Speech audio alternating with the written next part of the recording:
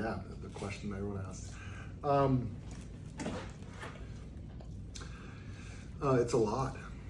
It's a lot, and the expectation of honestly, one of the biggest expectations is the social aspect. How many ribbon cuttings and meetings, and you need to be here at this thing and that thing, and my fundraiser and this fundraiser, and your whole, if left unrestrained, your entire existence would disappear. Like I would have no family time, no weekend, no nothing, and it all comes from good intentions of people wanting you to participate in their community activities, and you want to be there, but you literally, it could be a job. Just the PR, being out and about could be a 2 people full-time job.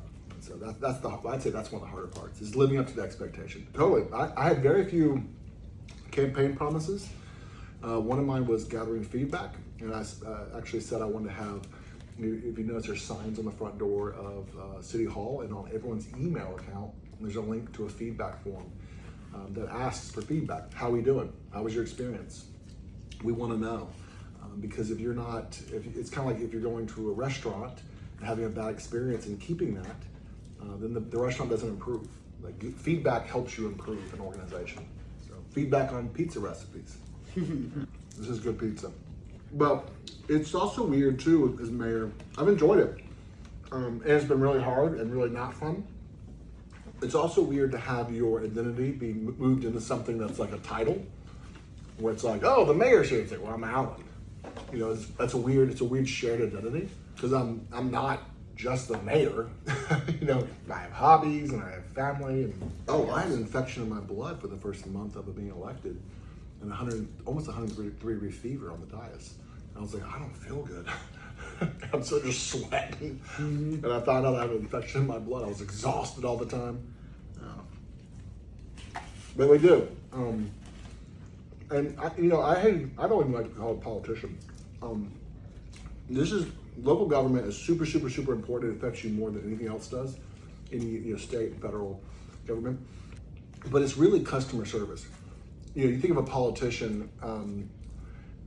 This is a customer service job. I really wish the city commissioners were called neighborhood advocates, because none of us have authority to change anything without the support of other elected officials.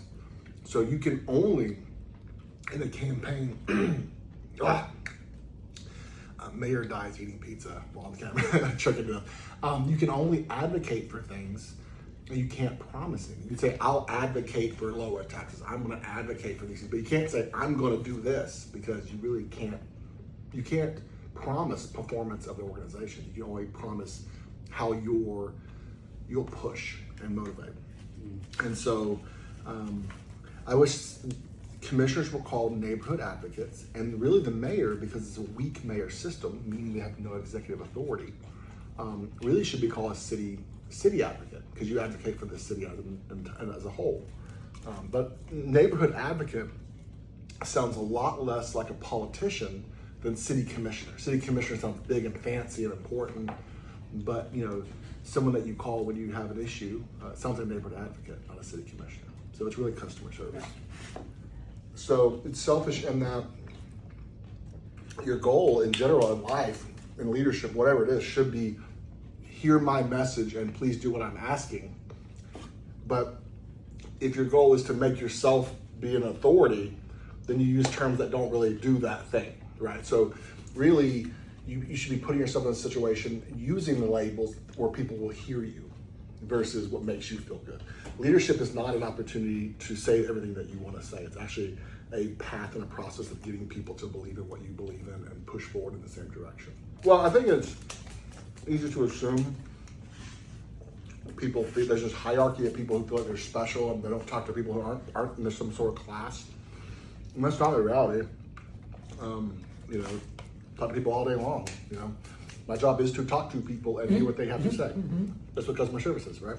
You are a conduit of what the public thinks.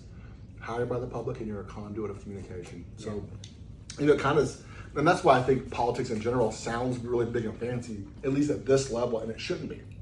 It should be like, oh, that guy, I know that guy, I see him at the gym. Go to Planet Fitness in Callaway, you'll see me there at 5 o'clock. And there are actual customers. So there are residents who own businesses here, that don't vote, right? You're elected by voters, but you're serving people that have business here, that people that travel through here, and some of them are customers, right? There are citizens, and there are citizen customers, and then there's just customers. And so, but I think it's easy to twist anyone's word to put a narrative. But the intention is, customers are the reason why businesses work and operate, and the citizens are coming here for a service. We're providing a service, and customer service is typically a conduit within an organization up. So that's what I mean. But yeah, I agree. I'm gonna have to stop. I'm not eating the pizza bones. Do you kids call these pizza bones? Well, we've shifted $8.5 million to reduce the budget, about 8.5.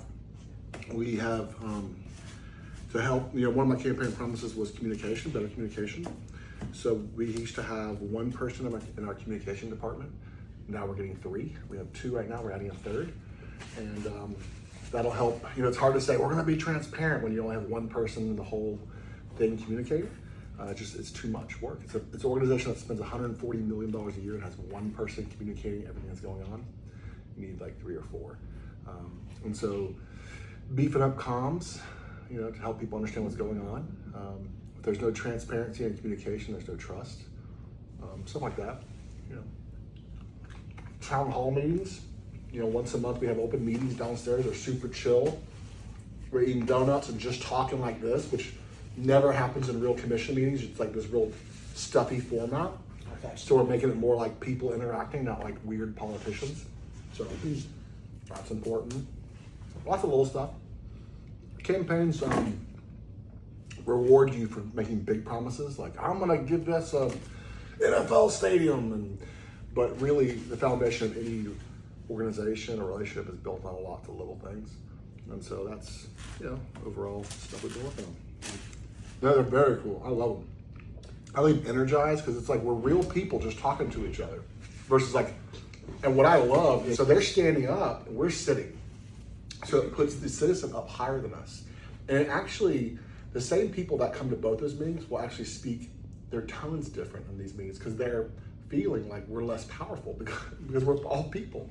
And we're downstairs and eating donuts. It feels like a real human exchange versus like a city commission meeting. I think the problem is, if you go back 100 years, government was simpler. It was easier to understand and maybe even more important to the community. I'm projecting and imagining. I'm imagining 100 years ago, a town this size was probably 300 people. It was 5 people representing 300. And there wasn't as much, maybe there was rumors, but there wasn't as much misinformation. And there wasn't as many revenue streams, tax districts and things, and departments, and I think the problem right now is it's so confusing even when you're in it, and you're literally making the worst decision. It's like, oh, I'm dealing with a situation I don't like, and I'm gonna make the decision I hate the least. And we don't say that. We don't say like, gosh, I really wish I wasn't even in this situation that people 10 years or 20 years ago put me in.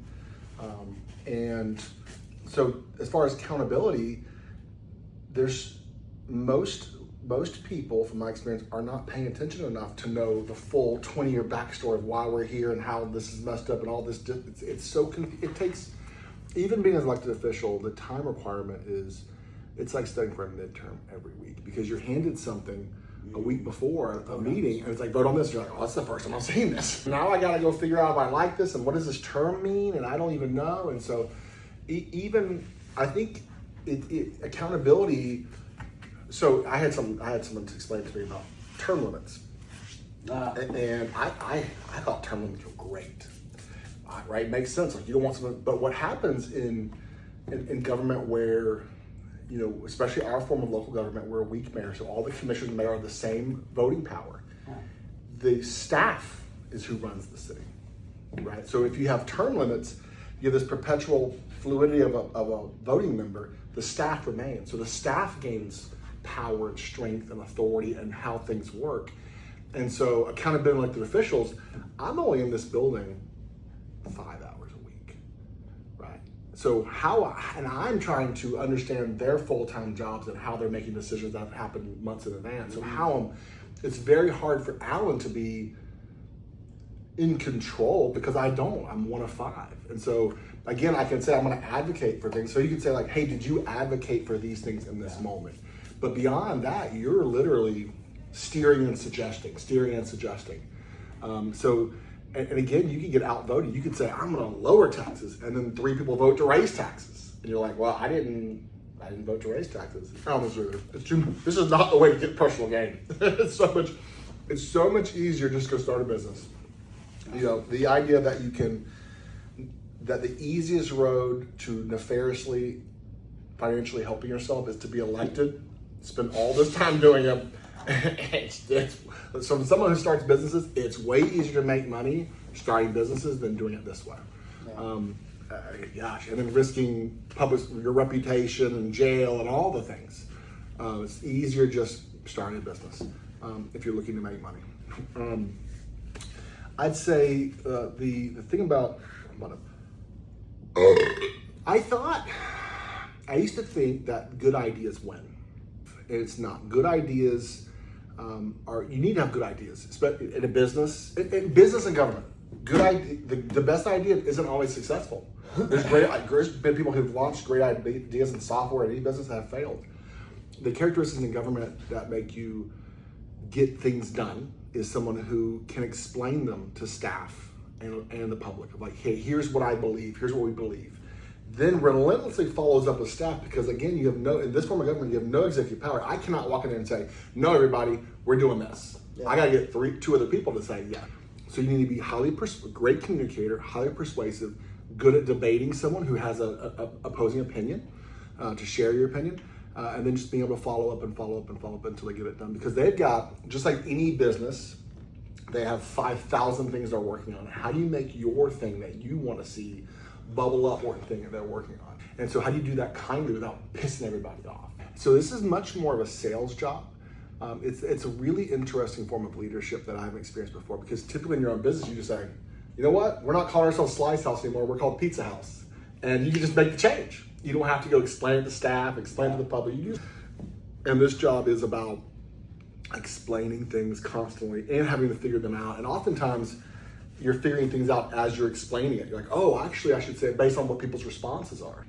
And a lot of times, there's a lot of people that I go to that when I have an idea and I'm like, here's what I'm thinking. Is this crazy? I've never done, I've never been a mayor before. And so I've never done situations with marinas and roads. I've never designed a road before. And so I'm constantly taking things going, hey, this makes sense. This is crazy? I call those sanity checks, but they also help me understand, like, am I crazy? And is this the way I should be explaining this thing? But yeah, government's more complicated than it's ever been. I think that may be part of the problem. In general, for people to understand it. I think more people should be encouraged to reach out to elected officials. I mean that sincerely, because we're all listening and we can't listen to 38,000 people. That's part of the problem. So you're not listening to me. It's like, well, I deal with 38,000 people. You group people's opinions. You say, well, this group, these people hate this thing. These people love the thing. And then you start understanding why they like these things. You do that with even with a software company. You're grouping problems together. You're going, well, okay, these people want to solve this problem. And so it's an interesting path, and really frustrating at times and really exciting at times. And I'm here for it. And I've only been like 180 days, something like that. It feels like 2 years already. Government, for me, has been like, I expected it to be like this, and then it's still even like, oh, it is like this. Like, it was kind of when you have a baby. I always use this path of having like a baby where you're like, I was told I wasn't going to sleep much, but dang, when you don't sleep much, it's to experience that is like, woo, that's tough. So yeah, any given week, there's moments where you're like, this is fun. I could do this for a long time. There's weeks where you're like, I'm never doing this again. And you want to pass the torch to the next person who hopefully carries on what you do. It's kind of like owning a business. When you sell a business, you say, hey, I'd love for you to carry this thing forward in the way that I am. But if you don't, that's cool. We're still figuring out, how I'm a mayor and how I serve people and all those things. And I want to be respectful towards people and engage them. A lot of politicians won't engage people on Facebook because they call that punching down. It's what they call that. It's what the term is in politics, punching down. And I don't think that's true. I think people want to, when they ask a question or have an apprehensive, they like seeing someone say, actually, well, here's what I think. And I think they appreciate that. I hope they appreciate it because it takes a lot of time to reply back. Emails and Facebook and Instagram comments is probably 20 hours a week. It's if you're not do not do politics unless you like written communication, because you're gonna do a lot of it. And if you don't like to read, don't do politics, because you're gonna be reading a lot. I mean, it's hundreds of pages of PDFs a week. You know, that's why it feels like you're studying for a midterm every week, and having to go on the news to explain like your midterm's the vote, but also going on the news trying to explain it in 30 seconds, and that's it's tough. You know, so. I'm not eating more pizza. I'm gonna give it. I'm done. I'm down to. Oh, should I challenge somebody? I should challenge somebody. Daniel Radfield. All right. So my name is Allan Branch. I'm mayor of Panama City. I almost ate a whole pizza minus two pieces, and two pizza bones, as the kids call it.